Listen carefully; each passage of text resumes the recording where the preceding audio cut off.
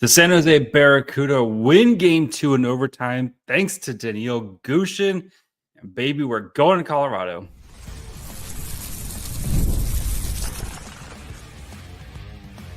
You're Locked On Sharks, your daily podcast on the San Jose Sharks, part of the Locked On Podcast Network, your team every day.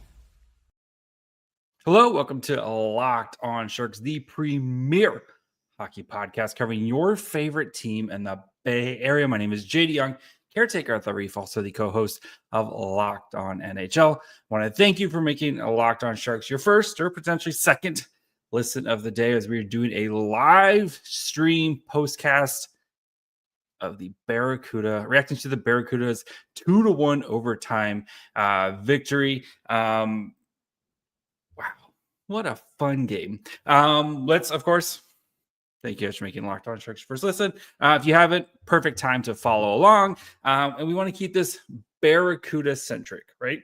Feel free to leave questions in the comments, chat, whatever, etc.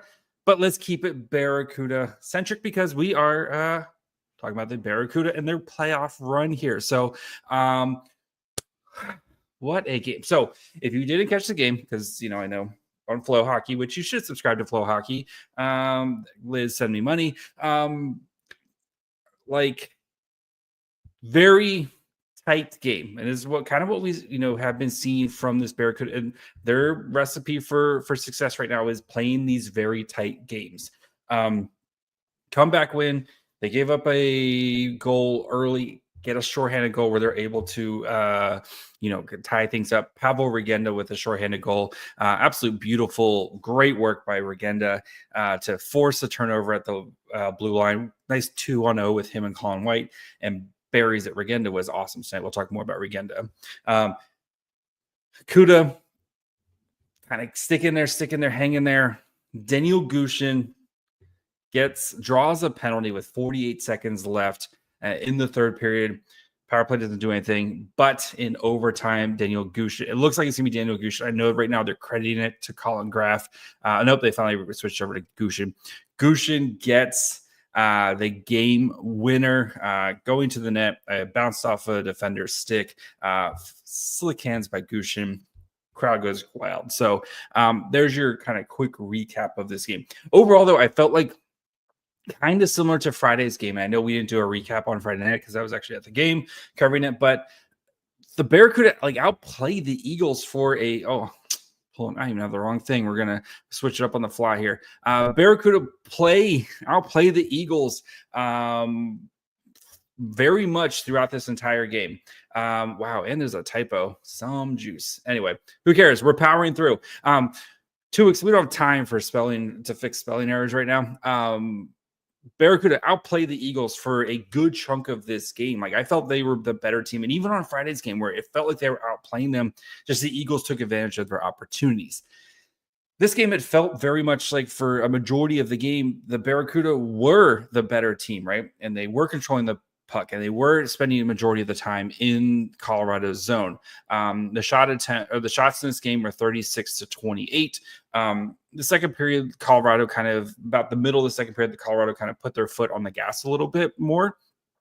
But I do think you have to even though it's 1-1, you have to feel like you've been outplaying Colorado for the majority of this series so far, and special teams have been the big difference in this series. We'll get to that in a minute, but I do like Askarov outstanding tonight. Didn't face the same volume, of course, that Trent Miner did, but I thought Askarov had to make some more difficult saves. It was very much kind of quality over quantity for Colorado, but Askarov made some big saves when he needed to. But the Barracuda, they're going to need to find some more offense. You're going to need to find some more offense. And they did. You kind of pulled that first lever by having Quentin Musty draw into the lineup. And overall, I was really impressed with the way Musty played. They were very sheltered with his minutes, right? And he didn't play a lot, especially down the stretch, which would make sense, right? You're not going to put Musty out there in a 1-1 game where basically one mistake is going to put you in a 0-2 hole. But Musty did take advantage of his opportunities, and I thought he played really well. Again, sheltered minutes, but I thought he did play really well in the opportunities that he had. He was very good on the forecheck, causing chaos there. Very good supporting his teammates and making turnovers. For a team that's still struggling without offense, or still struggling with offense without Andrew Podorowski and without Thomas Borlow, it was nice to see John McCarthy give Quentin Musty an opportunity. I thought, even though Musty didn't score, I thought Musty played well and deserves, I think, to continue to be in the lineup. And playing on the third line with Ostapchuk and with Patrick Giles, like perfectly fine right there. Like Giles, I think, has been one of the best Barracuda players so far this series. Pavlo Regenda was amazing tonight as well. But I do think Quentin Musty has earned an opportunity to continue to play in the lineup here, because he was really good tonight. And if he's playing on your power play and, kind of giving you some minutes here and there, and giving you a little bit of juice right now, that's exactly what you're kind of the expectation for Quentin Musty, as he's now played, 4 games. So, but yeah, overall though, good. It was very good at the Barracuda, because you did not want to go to Colorado down 0-2, where you have to win out. You have to win all 3 games in Colorado. You feel like you got a good chance here because you've outplayed Colorado. I think you've held Jacob McDonald in check for the most part. You haven't seen McDonald kind of take over in this series. I know he had a couple points on Friday night's game. And if you can just, if the power play can find some life here, which I guess they did score a power play goal in overtime, but if power play can continue to find some life and you can kind of crack down on their power play, out 5-on-5, it feels like the Barracuda have been a better team. And I think that bodes well for them as they go on the road here, because I do think their game translates, right? Especially with Giles and Regenda and, Colin White and some of these other bigger body and I guess Colin White's not the biggest guy, but still they have a lot of big dudes here who can forecheck and get in and cause pressure. And I think that you're starting to see that effects of the series as the Barracuda have been the more, I guess, impressive physical team. When was the last time you thought about the Barracuda were a physical, they just out physicaled the other team? And it's been a long time since those, the Barracuda have been a team like that. But I think you're starting to see that foundation of them. Every time you get a chance to take a hit, make a hit, a clean hit, you do it. I think you're starting to see that start to stack together here. And I really do feel game 3 on Tuesday, I feel like the Barracuda have a really good chance to go out and make a statement on Tuesday night and say that this is our series and we are the better team, because they have been the better team. So let's get some so we'll get to some questions here in just a second, but I do like the power play, man. It has been disappointing. And again, I know they scored on the power play at the end of the game to win it, but you got 1 of 6.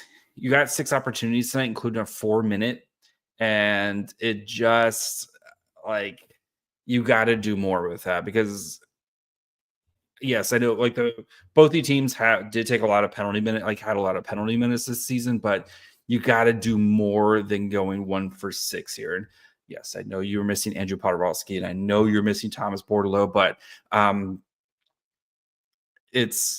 don't know if maybe it's a tweak, or maybe, you need to get what the tweak is here. Because they are making some solid opportunities, but maybe you just kind of stick with it and hope that you continue to get better. You start to see the results, kind of process over results oriented, but it's been a struggle all playoff long here. So hopefully Gushchin getting this goal here kind of helps him get going. Ken Yonis had some great opportunities here. Was pretty close on some chances. You saw him making some great plays on the power play as well. But I do think it's either got to be Regenda or Colin Graff. One of those guys needs to. I think it has to be Regenda, who played really well. Regenda played really well, but I think Regenda's got to be the dude to kind of step up on the power play here in Andrew Podorowski's absence, or Philip Beestead. Beestead's been playing really well as well, I think, so far in the series. But one of those dudes has to step up while you're still waiting for Podorowski to get back on the power play. So, but yeah, overall, like super fun, like very, very nerve-wracking game. But I'm really happy the Barracuda was able to finish this thing off. So let's kind of answer some of your questions, talk through it, all that fun stuff. So yes, Liz did say, yes, the goal has officially been changed to Gushchin's goal, which, yeah, it should have. It was, I don't think he realized it was his goal, but happy for Gushchin, who, like, you could tell he definitely, I think, needed that goal there. Like, every time he's out for a couple games, like anytime he's like an injury or stuff, I feel like it takes him a little bit to get going, but then once he gets going, he's good. So hopefully, right, coming out, he was sick at the end of the season, or he was sick during the Ontario Reign series. He was red hot going into the playoffs. Hopefully here, this will help him kind of pick back up to where he was before at the end of the season, because he was one of the Barracuda's best players, and they need him, right? They really need him to get going. So I feel like they could have been slightly better team so far. Colorado mostly opportunistic on special teams, but overall better for Cuda, right?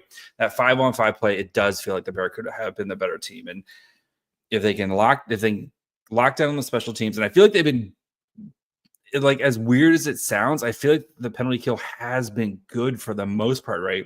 They have been generating opportunities here. Like they have been doing that type of thing, like a lot of they got another shorthanded goal tonight, right? They got a shorthanded goal on Friday's game. They have been generating opportunities. It feels like it gets a little scramble mode here.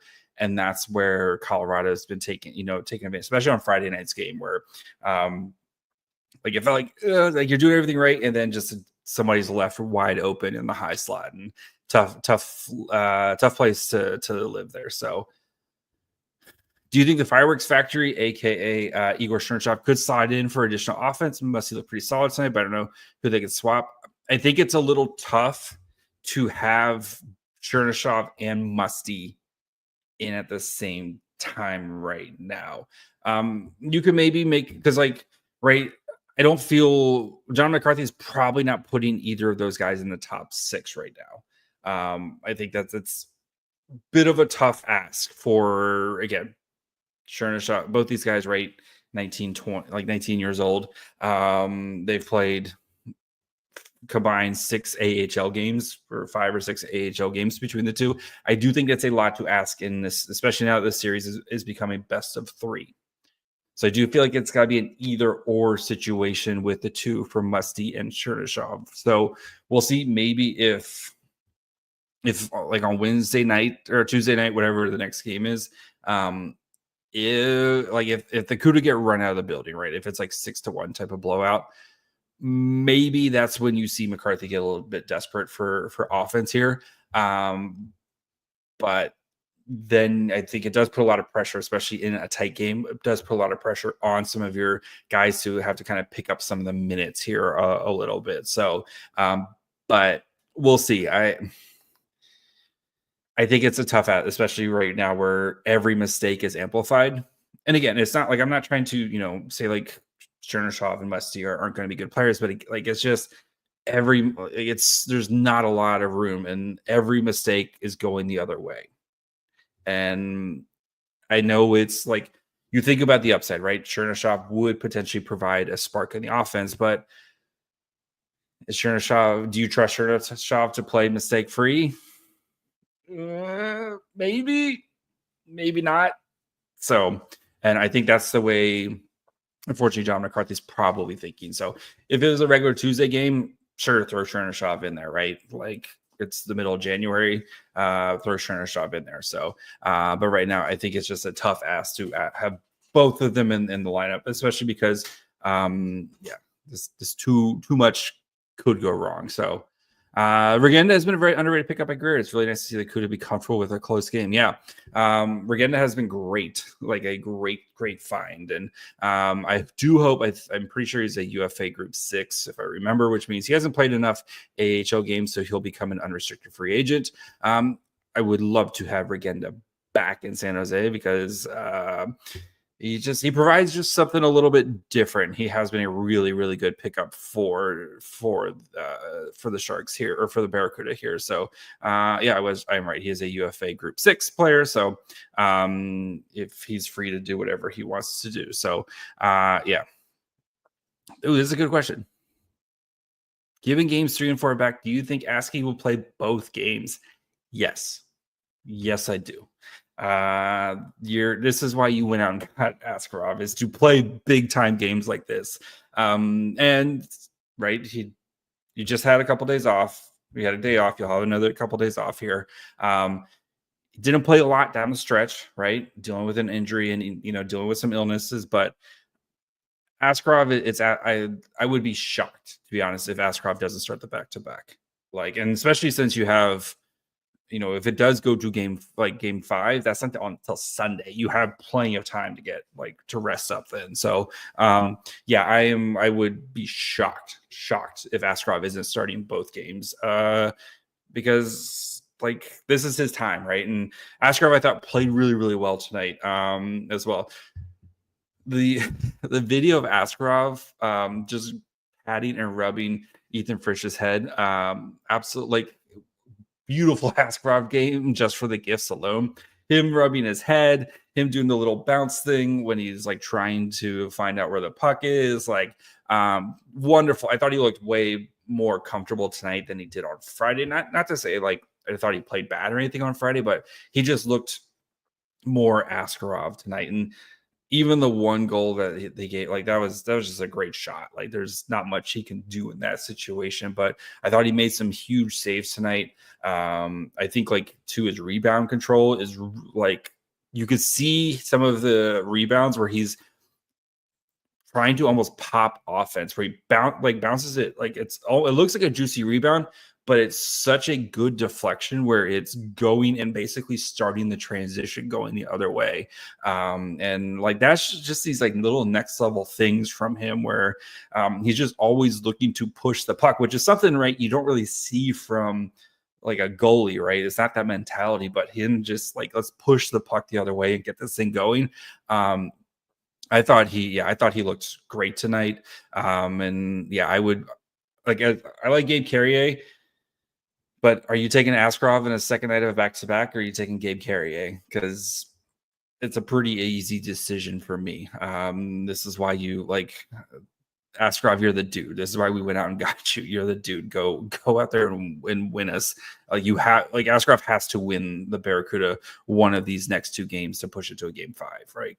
Or if not, or win both games. That would be great too. But just being realistic, right? The hope is you split one of these 2 games, and then you're trying to win it on game 5 when maybe Podorowski's back, maybe not, but maybe Bordelow's back, right? And you're starting to kind of get healthier. You're starting to get some pieces back.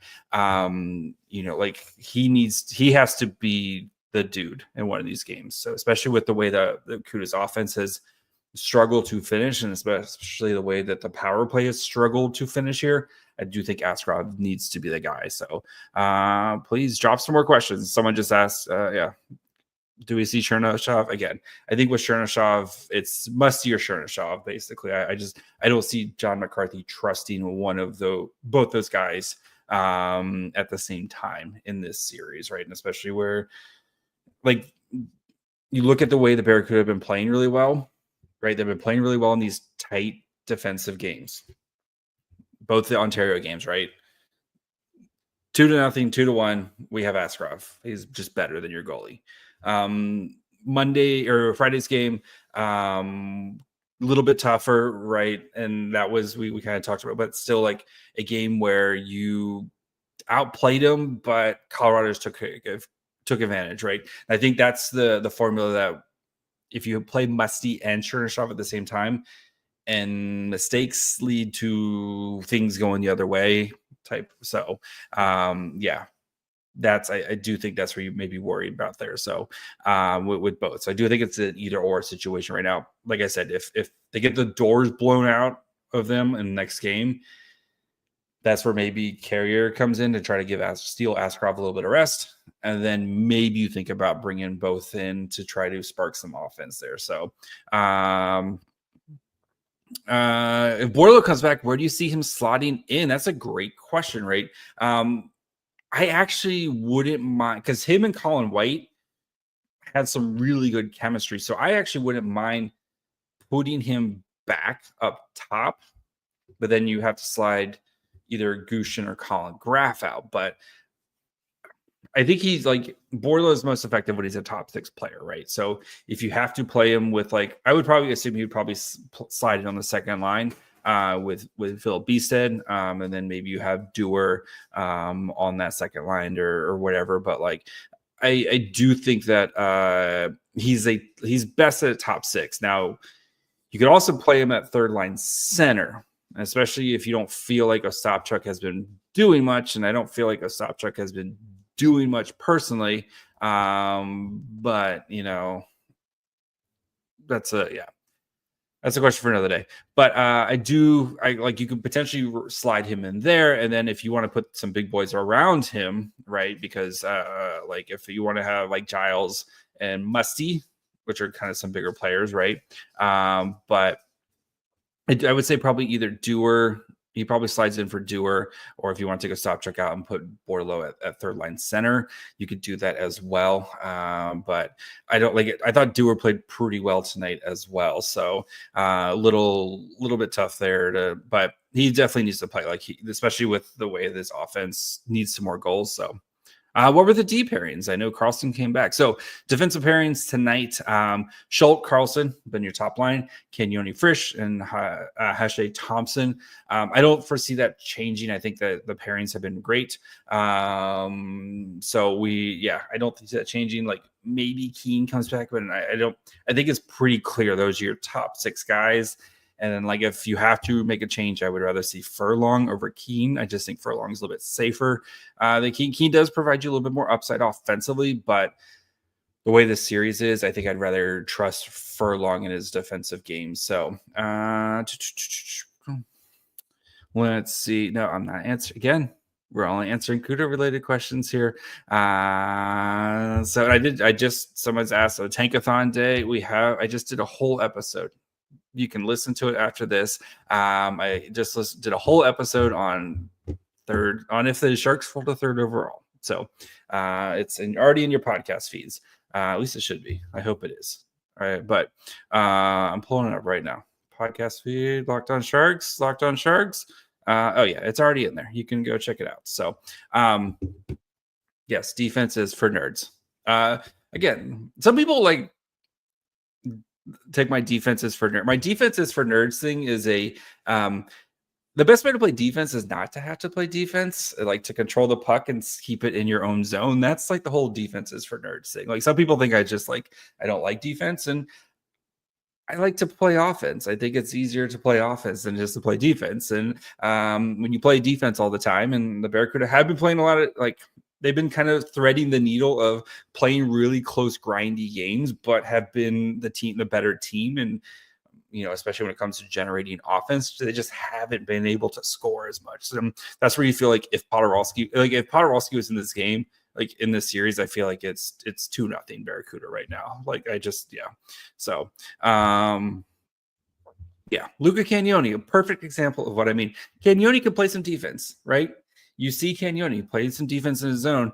Like, literally, his defense led to a goal in the Reign series, right? Perfect example of a 2-on-1.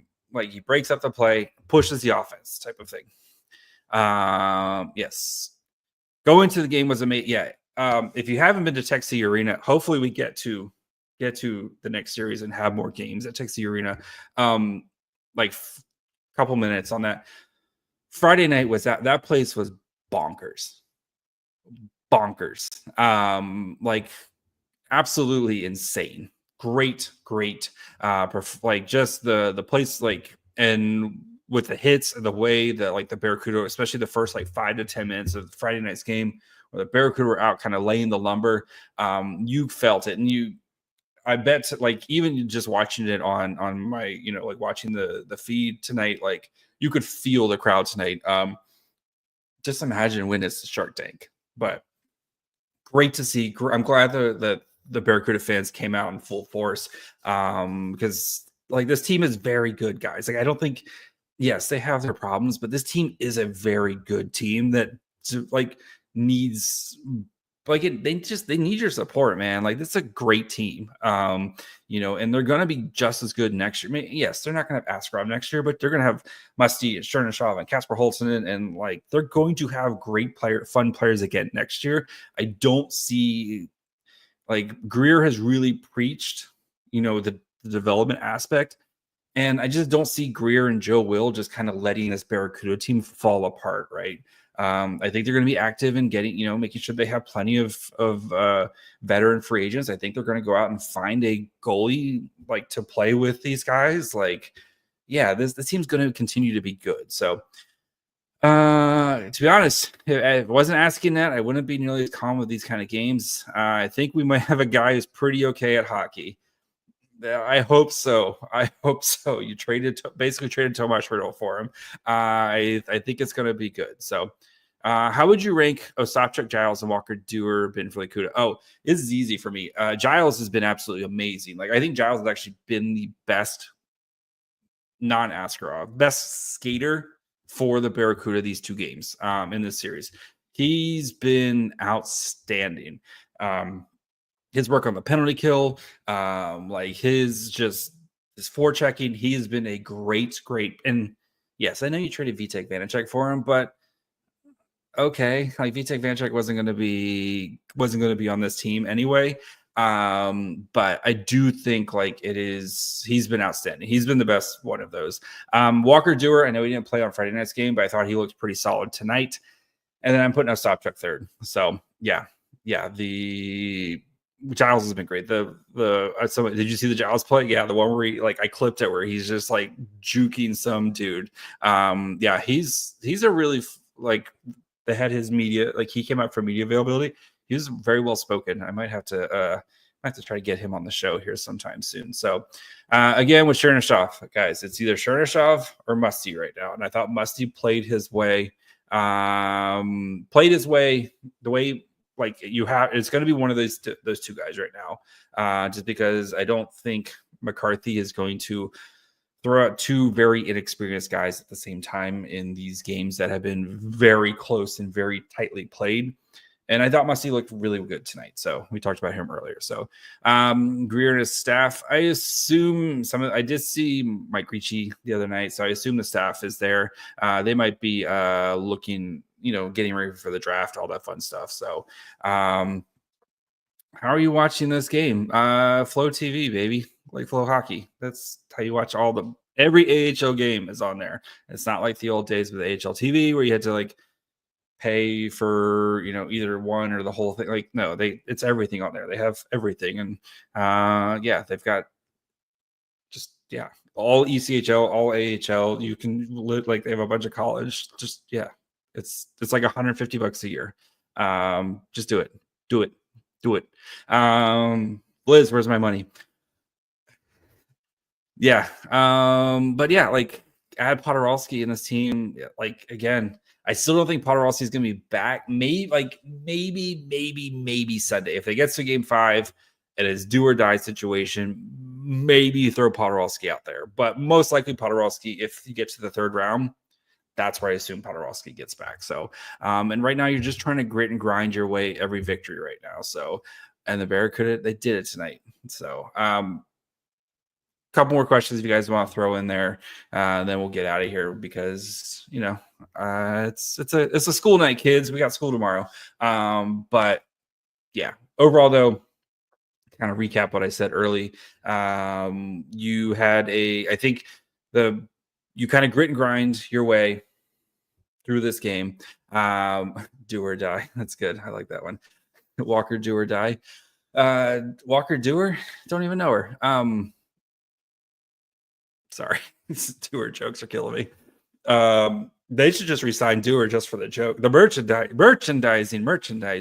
But no, to recap this game, like you outplayed the Eagles for the majority of this game.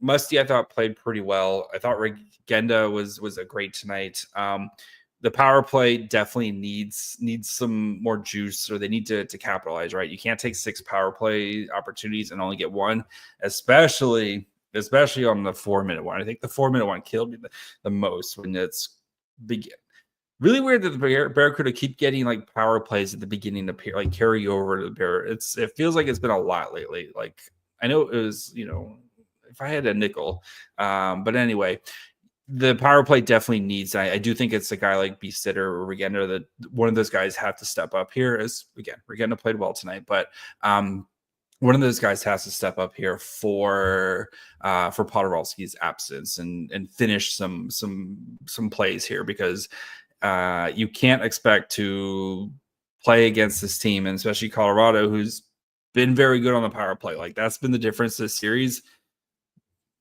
Colorado has been able to finish their power play, like take advantage of their power play opportunities, and the Sharks and the Barracuda have not. Pershing, McCarthy says they'll discuss Borla and Podorowski's health, whether they'll travel to Colorado. He did not rule them out for travel.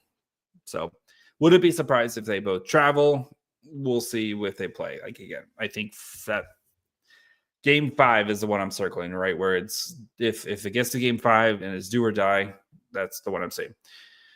And he says they're both possible to come back against the Eagles. We'll see. Liz, you're the best. Is Beasted looking like an AHL? No.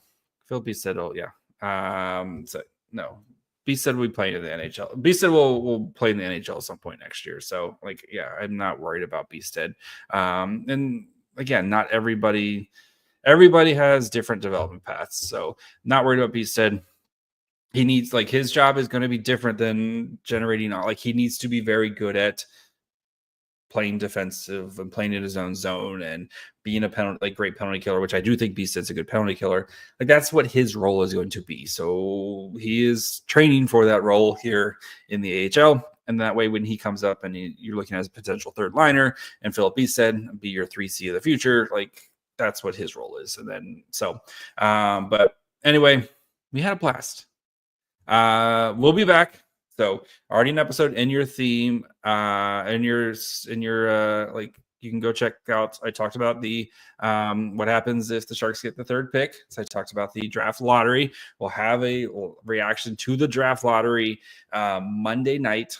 That'll be your Tuesday episode. We have draft profiles coming on Wednesday. We'll also be doing another live stream after the Barracuda's Game 3. So make sure you guys are following along. All that fun stuff. This was a blast. Let's do it again soon. So until then, bye, friends.